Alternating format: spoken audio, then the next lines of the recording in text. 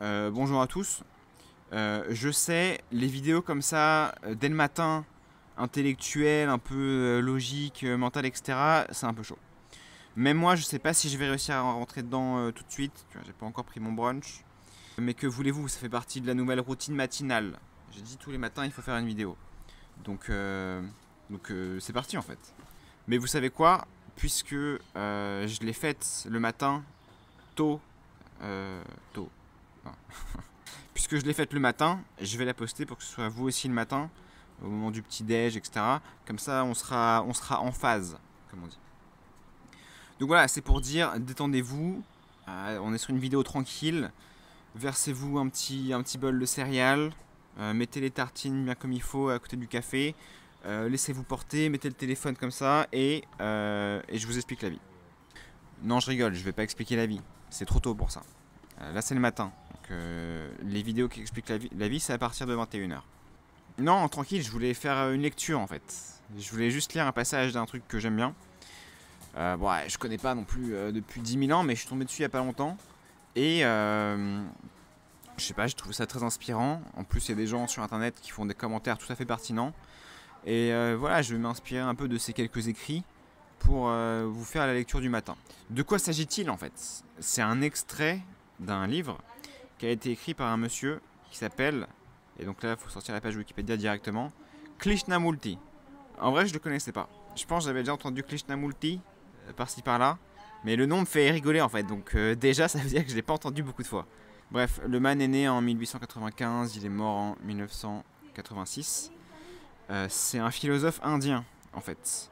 Et ses idées principales, donc je les connais, donc je ne vais même pas avoir besoin de les lire. Pour le dire simplement, il était dans le déni.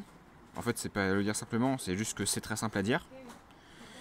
Il était dans le déni de ce qu'on appelle l'illumination. Il trouve, vous allez voir dans le passage, il commence, il dit l'illumination, les gars, faut arrêter. Le concept est nul et ça n'existe pas en fait. Et ça nous déconnecte de la partie du sacré qui est dans notre vie de tous les jours. Donc, faut arrêter de mystifier. Faut arrêter de mystifier. Parce que ça peut être des choses très simples, en fait, dont on parle. Parce qu'on parle tous de la même chose, finalement. On parle du truc, n'est-ce pas? Et j'aime bien comment Krishnamurti il en parle. 3 minutes de vidéo déjà, bon, on va commencer à lire le passage directement, parce que quand on commence à parler, après ça ne s'arrête jamais. Ok, ça commence comme ça. On me dit illuminé, entre guillemets. Je déteste ce terme. Les gens ne peuvent en trouver un autre pour décrire mon mode de fonctionnement. Je précise dès maintenant qu'il n'existe absolument rien de tel que l'illumination. Je peux le dire puisque toute ma vie, j'ai cherché à devenir un homme illuminé et j'ai découvert que l'illumination n'existe pas en fait. Donc il est là un peu pour nous avertir qu'il faut arrêter avec ça.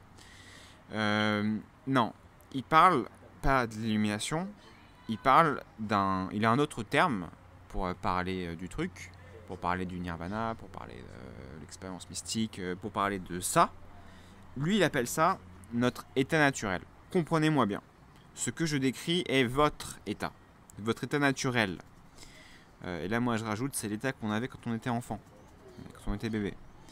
Et non l'état d'un réalisé, soi-disant devenu Dieu, ou d'un mutant, ou de toute autre fabulation. Ce qui l'empêche de s'exprimer de sa manière propre, c'est votre effort pour devenir quelqu'un d'autre. Voilà.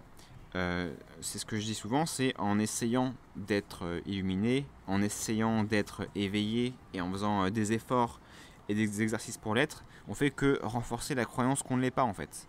Et il dit à un moment, ouais, c'est comme une claque au visage, parce que tu passes, pour certaines personnes, ta vie à chercher l'illumination et à chercher la vérité comme ça, et on t'explique que en fait tu vas jamais, il n'y a pas d'état d'extase constant, mystique, supernaturel. Il n'y a pas la vision extatique qu'on peut parfois s'imaginer.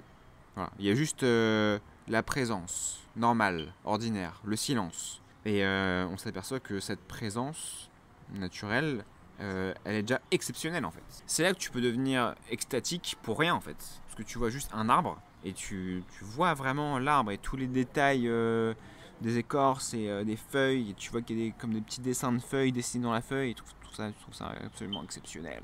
Et c'est ça en fait. l'expérience transcendante, c'est juste regarder la vraie vie comme elle est autour et réussir à l'apprécier. Il n'y a pas besoin de feu d'artifice, pas besoin d'éclairs qui tombent du ciel, etc. Ce qui nous explique, c'est que si on a perdu l'état naturel, si on a perdu la vision belle du monde, c'est qu'il y a un moment où on a commencé à vouloir devenir quelqu'un d'autre. En fait, on essaye d'être différent, on essaye de s'améliorer, on essaye de travailler sur nos problèmes. Et ça peut être des problèmes métaphysiques comme trouver l'illumination, ou ça peut être nos problèmes de la vie de tous les jours, en se disant putain, il faudrait que je sois moins anxieux. Mais plus tu te dis que tu devrais être moins comme ça, et plus tu renforces l'anxiété de ne pas être qui tu veux. Bref, plus tu te martèles l'esprit en te disant il faut pas que je sois comme ça, plus tu renforces les défauts que tu essayes de fuir. Donc ça ne marche pas. Qu'est-ce qui se passerait si, à la place, on arrêtait d'un coup d'essayer d'être différent? Et là, on a le réflexe de se dire oh non, si je fais rien, mes problèmes ils vont jamais partir. Je vais rester dans ma merde, mais c'est pas vrai en fait. Notre merde, on la renforce parce qu'on pense tout le temps les mêmes pensées. Si on arrête 5 minutes d'essayer de s'améliorer et que juste on est, et je suis d'accord, c'est pas facile de juste être, c'est tout le but de ces discussions, on s'aperçoit en fait que nos problèmes se résolvent d'eux-mêmes parce qu'on arrête de les alimenter en énergie. Et juste, je suis en train de dire que si on les ignore juste suffisamment longtemps, ils vont disparaître.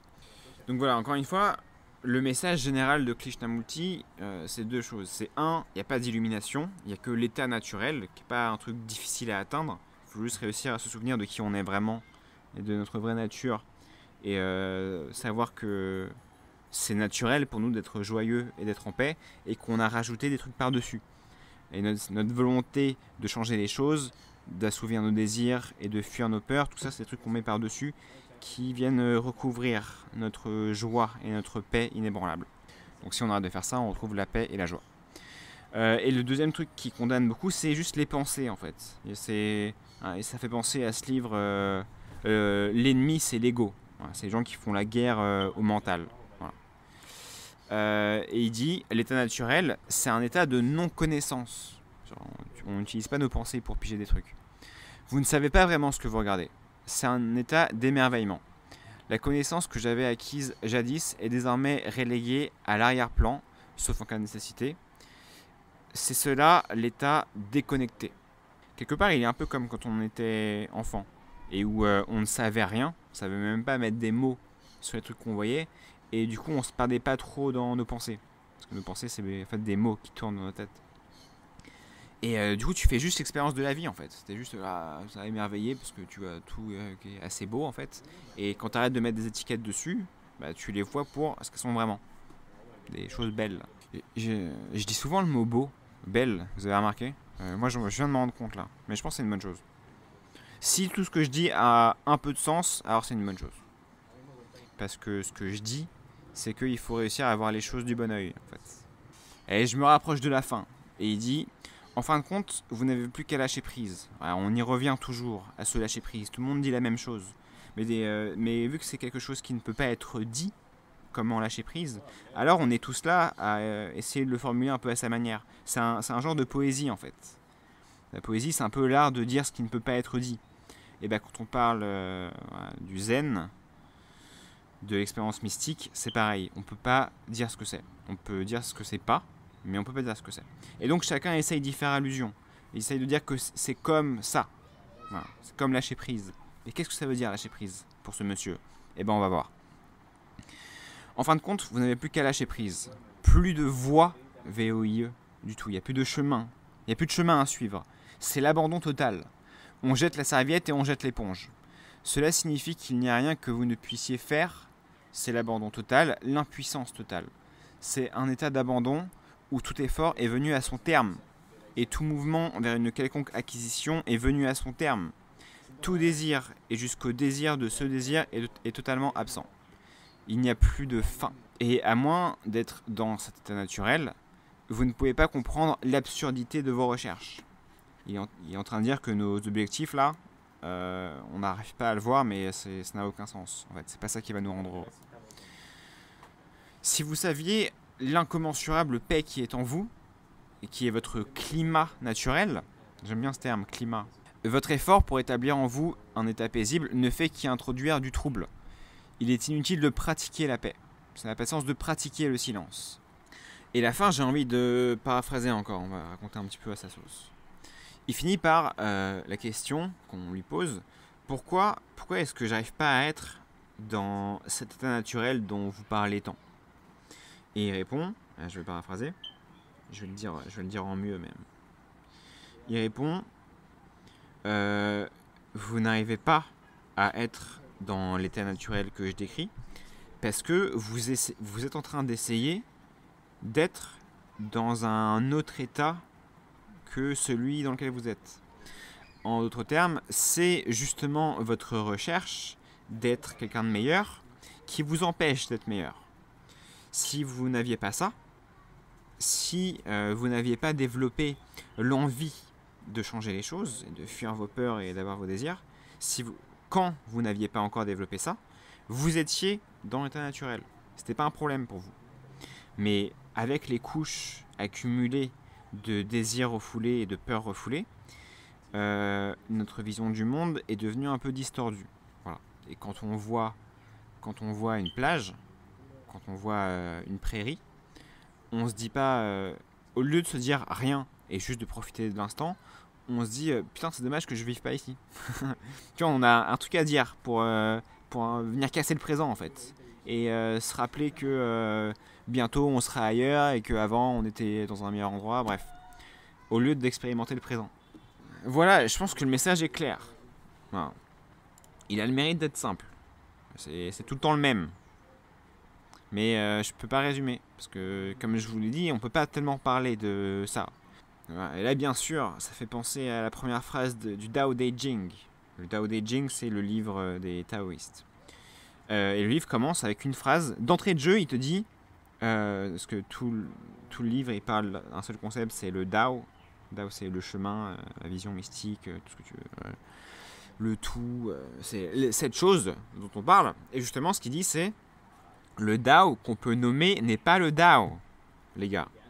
Si je pouvais vous dire une phrase pour dire la vérité sur l'univers, ce serait une phrase de merde, en fait. Dieu merci, on est dans un univers complexe qui est dur à décrire. Et s'il y a une loi qui régit cet univers, s'il y a un flow qu'on peut réussir à suivre comme ça, à la limite, moi je suis bien content qu'on puisse pas expliquer ce que c'est en une phrase. Voilà, bref, c'est juste pour dire que le Tao est un peu évasif, il est un peu mystérieux. Et c'est ça tout le jeu, c'est pour ça qu'on en parle. C'est pour ça qu'on s'amuse à en parler. Parce qu'on parle de la chose de laquelle on ne peut jamais parler. Voilà, c'est fini. Je vais vous mettre le lien, bien sûr, comme d'hab, dans la description de où est-ce que j'ai trouvé ce petit texte. Voilà, j'espère que ces quelques paroles de Krishnamurti et de moi-même vous ont inspiré à commencer la meilleure journée possible. Et je vous dis à la prochaine. Voilà. Tout simplement, la vidéo est terminée. Merci beaucoup.